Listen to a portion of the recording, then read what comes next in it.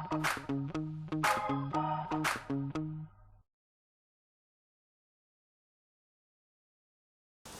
morning, Arsene. Happy new season and all that. First game of the campaign, home to Aston, but how important is the first game? Does it set the tone for the first couple of months of the campaign? It can put you in a good confidence level. And we know all that the Premier League nowadays is that every game is important, and that a good start is of course vital, especially when you play at home. So we put all the effort in to win our first game. What's the team news ahead of the game? We have, of course, Vermaelen is out, we have Monreal is out, and Arteta will be out as well for this game tomorrow. So that's the three main injuries we have at the moment. But Monreal is not far from coming back. Arteta and Vermaelen are a bit longer. And did all the internationals come back okay? Yes, no major problem. I didn't see Cazorla because he came back late last night, but he texted that he was all right. Who will be your captain tomorrow? Because obviously Mertesacker. Mertesacker. Interesting that he gets the role. Not been here too long, but he's one of those players. Well, it's a position that is interesting for a captain because he has the game in front of him. He's in the centre of the pitch. He has experience, and he did it until now. So there's no basic reason to change that. Just finally, from me, a word on Aston Villa. They've strengthened over the summer in an interesting way. It seems to be a team on the rise again. Yes, but they kept as well a good stability with the players they had from last year.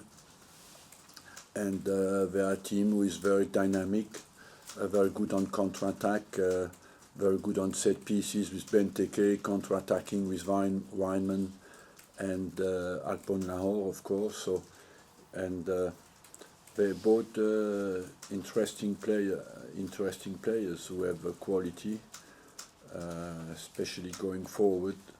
So it is a team, that they can be a threat for anybody. Arsene, how long is Mikel out for? I don't know. Could it be as long as 6 weeks as has been reported? It could be as long, but honestly, we don't know yet. We have to check severity with the doctor. I haven't talked to the doctor. What excites you the most about the start of this Premier League season? It seems like there's a bit of a buzz this year that maybe is greater than the last few. But it is as maybe more open at the moment because you have many teams who can compete for it. And if you look across Europe, maybe it's the only country where at the start of a Premiership it's very difficult to predict who will win it. And that's less the case in nearly now all the other countries. And that's why the Premiership is as well more interesting. If you had to pick a winner of the Premier League this year, from how many teams would you be choosing, do you think? 4, 5? 6. We can probably pick 4 of them. Who might the other 2 be? Do you see any new contenders this Liverpool, Tottenham, who was just 1 point behind us last year. They made 72 points. You have to consider all the teams who made over 70 points last year, that they have a chance, So that's for me a benchmark, 70 points. If you make 70 points, it means that there's not a lot of difference between you and the first. One report today has highlighted perhaps that the squad here is a little bit thin. What would you say to allay any fears amongst Arsenal fans that you might be light in terms of numbers in your squad? Well, I don't disagree that we are a bit light at the moment, but there's 18 days to go until the end of the transfer market. And we are, of course, looking to strengthen our squad. Are the club still working on a new bid for Luis Suarez? Is that accurate? Look, I don't want to come out on any specific name because that would not be right. Usually in the press you're well informed.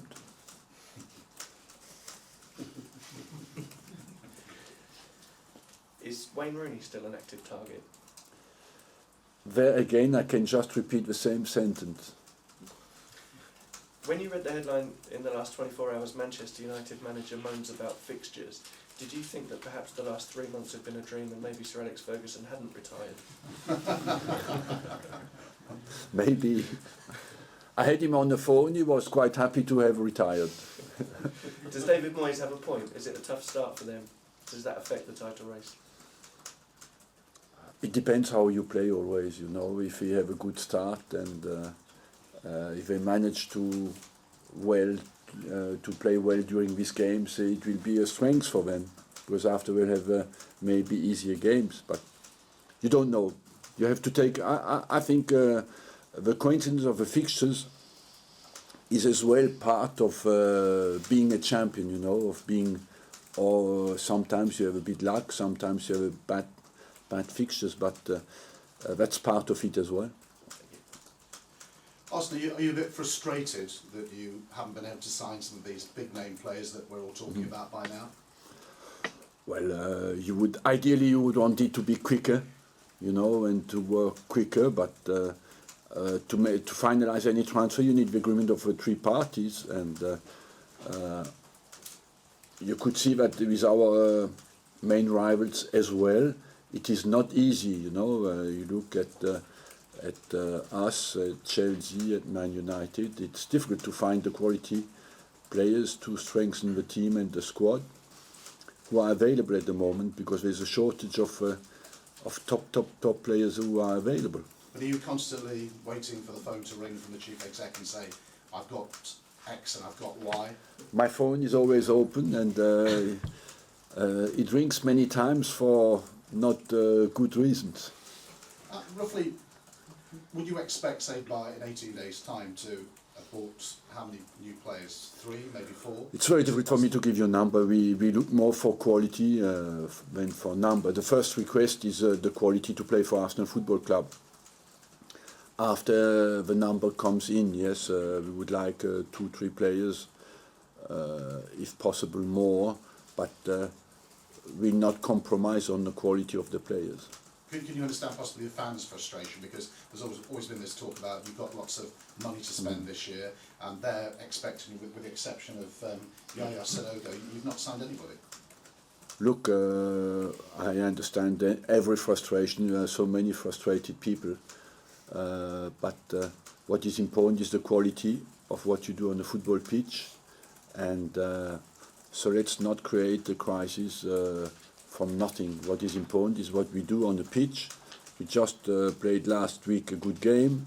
Let's transfer that quality into the next game and not start to convince everybody that the quality of a team who plays tomorrow will be linked just with the number of players we buy between today and tomorrow. But the quality of our game tomorrow will be linked with the performance of every individual player who plays tomorrow. But you're optimistic that you'll sign at least one of those big names, are you? I'm optimistic, of course.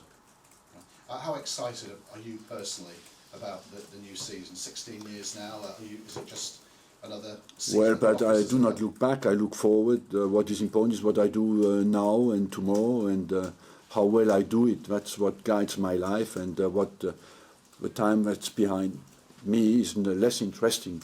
What is important is every game for me is every football game is a massive excitement, and the next one is of course the most important one. Arsene, in terms of the title chances for Arsenal, obviously 3 of your main rivals have either got new managers or a manager returning, particularly early on. How do you think that might affect the dynamic? You don't know. Do you consider completely Mourinho as a new manager at Chelsea? Certainly not.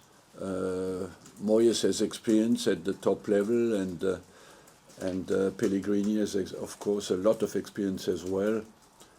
I believe all these clubs had the stability with their players, and the managers who have come in are all quality. So let's not expect any weakness from that. In terms of some of the players already at the club who maybe into, say, a second season, like Cazorla or Ramsey, hoping to be fully fit for a full season, just talk me through some of the players that you hope will really grab their chance this year. Well, Ramsey is developing well, and we hope, of course, that Jack Wilshere will have a complete season.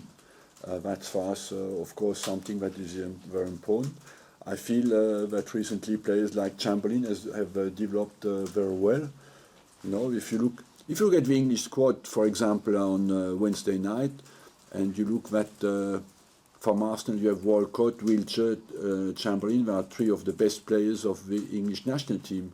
So we have a lot of expectation from them. And just finally from me, you look at Aston Villa, you mentioned them briefly earlier, but a lot of young players who've been brought through, 6 of them signing new contracts. Do you see a kind of slight mirror with what you've done and what maybe... I feel so, yes, because if you look at our team, from Chesney up to Walcott up front, we are the only team in the top 4 who has brought these players through, you know, who have started in the Premier League with us.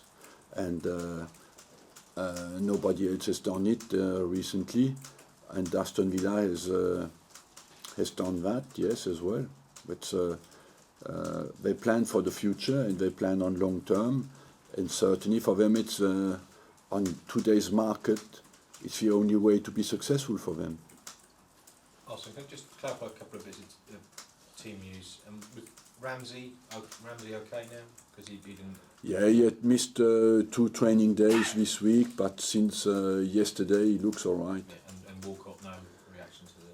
Walcott is all right. Yeah. You mentioned there, you said you wouldn't compromise on the quality of players that you want to bring in. Other clubs, for example, Spurs, Liverpool, they've gone out and bought what they would consider top quality players. Is it that calibre of player then who is available, who is on the market, is just not good enough to get in this current Arsenal squad? I don't want to say that because that's a statement that is always very difficult. First of all, they have bought players in areas where we do not need. For example, on the creative front of midfield, we have Wilshere, we have Chamberlain, we have Cazorla, we have Rosicky.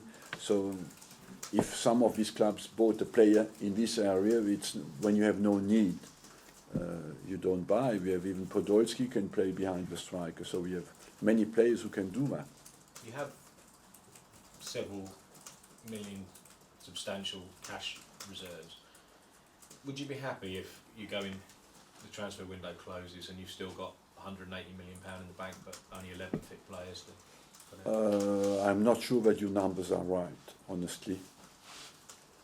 I don't think they are, and it's not a question of spending the money. It's a question about finding the right players. You know, as I told you, you are well informed. You certainly have heard that we are not scared to spend money, but we want the right players. Are you worried though that by leaving it so late, you might end up in a situation you did a couple of seasons ago where you have to push through those? A late trolley dash just before the shop shut, and you maybe pick up a couple The situation of is completely different, because a couple of seasons ago we lost 2 or 3 players in one game, and we had no other option than to buy. But look, the transfer market is a worry nowadays, and it has always been. Basically, with every transfer market, you could write a book, and a very interesting one. So it is a worry. I don't deny that. It's maybe more difficult nowadays because there are more quality spenders on the market, and especially France has come on the market as well and bought at a very high level. So it's much more difficult.